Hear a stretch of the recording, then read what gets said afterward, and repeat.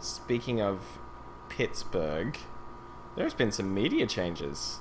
What? There has, and they all occurred. Well, not all occurred today, but first a bit of sad news on that front. Yeah. And this Mike Lange, the Hall of Famer, is taking a step down.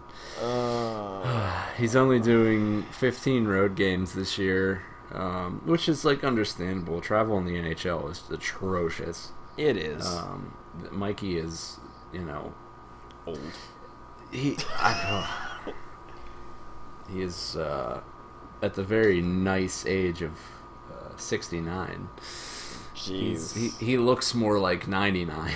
Oh yeah, he looks like he looks like he's seen it all and done it all. Well, years of heavy smoking and drinking, most of that while on air will do that to you. While on air. But yeah, kidding aside, Mike Lange is like, I don't know, he's the best, man. He's the Hall of Famer. He's he was like my childhood. I remember there was a competition when I was like 10 years old that like you could create a new Mike Lange goal call.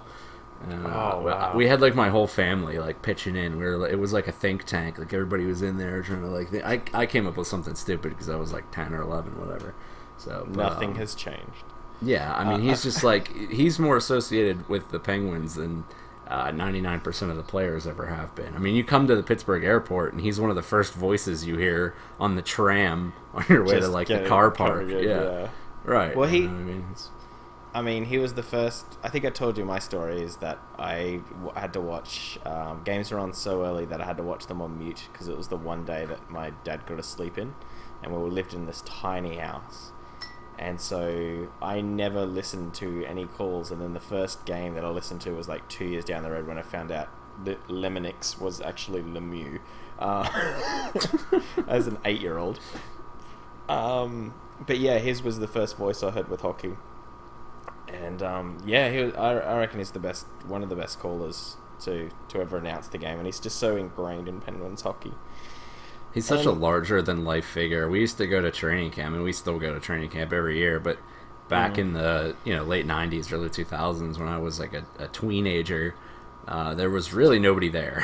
There was maybe like a handful of people, like 10 or 12 people, and at the South Point Isoplex, there would be, like, it was all open, so you could kind of, like, you walk around, and, like, the media and everybody are just kind of in the same place with the fans. And we'd always, like, Mike, you could always stop and, like, say hello to Mike. You'd say hello back. Yeah. He was just, like, the greatest guy. He was so approachable. And my dad always, like, took notes and stuff. And every year, like, without fail, he'd have to, like, he'd try and talk to Mike for something. He's always, like, borrowing his pencil or something.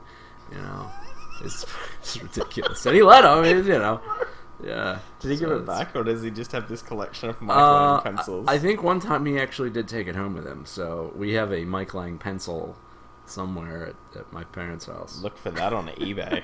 Yeah, that'll be our first giveaway for the show. First giveaway. When this pencil actually used by Mike Lange, how can we prove it? We have no idea, but we swear. Certificate of authenticity. Has his chew marks on it? We can clone our own Mike Lange. You can scrape pieces of it off and find tobacco imprints from his fingertips. Oh god! But he's that ingrained that "it's a hockey night" is what he says to start games. That's where this podcast name came from. And we're kind of thinking, because it's better than "Slap Me Silly Sydney" or something. Start frying the jumbo homer. Yeah, his slangs have gotten a little weirder as he's gotten older. Scratch me, scratch my back at a hacksaw that was a great one. Look out, Loretta, all those ones, and there's always like a story behind him too, and he hasn't revealed most of them. I'm assuming most of them have to do with like a drunken night at the bar for Mikey, but But even if you go to like Vancouver or something and you hear one of Mike Lange's goal calls, like they know who it is. Everybody knows the Hall of Famer. Yeah, everyone knows. Everyone knows. Well, he called, Stanley Cup playoffs. Everyone knows who he is, especially if you're our age. I think he's been with the Penguins for over 30 years, so he's just synonymous with the Penguins. Whether you're a fan or not, like who Mike Lange is. Yep. And I think just the sad part about it is not so much that he's stepping back. Like it's only it's normal. What 30 some odd games that he's not doing. Yeah. Josh gets off, who has the most hilarious name. Is going to be doing the radio with Phil Bork on those games that Mike's not doing them. It's just that it kind of feels like the beginning of the end. You know? Yeah, that's what I was saying. It's the wind down to 2 years from now. Him retiring.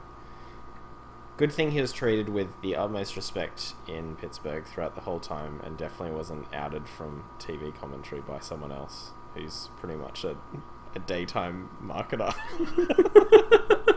Selling a sham wows. Good thing that never happened. Dickless Lindstrom, everyone. Yeah. Oh god.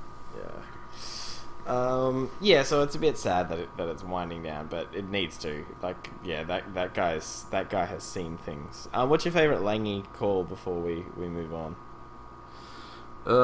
Getting the Fastlane grandma bingo games ready to roll. That's definitely my favorite one. That's easily mine. Yeah, trying to explain that to my girlfriend is impossible. I was like, what does that have to do with hockey? And I was like, look, it just says absolutely nothing. Yeah, because I said it that when like the Penguins, it was like the first game she watched, and we went up 3-2, and obviously Steggy's going full Steggy. And I said, getting the Fastlane grandmother bingo games ready to roll, and she was just like, what? And I was like, oh, there's this commentator, and she just didn't get it at all.